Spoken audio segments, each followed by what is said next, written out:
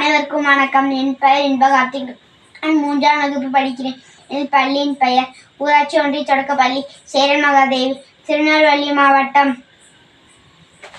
காட்டில் ஒரு மரம், மரத்தில் ஒரு கிளை, கிளையில் ஒரு பூ, பூவில் ஒரு பட்டாம்பூச்சி, பட்டாம்பூச்சிக்கு ஒரு நண்பர்.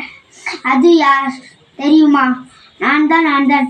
ஊரில் ஒரு தெரு, ஒரு சந்தை, சந்தையில் ஒரு கடையில், மாட்டு வண்டியிலே தாத்தா வந்தனர், இளமதி வந்தார், மணவன் வந்தான்.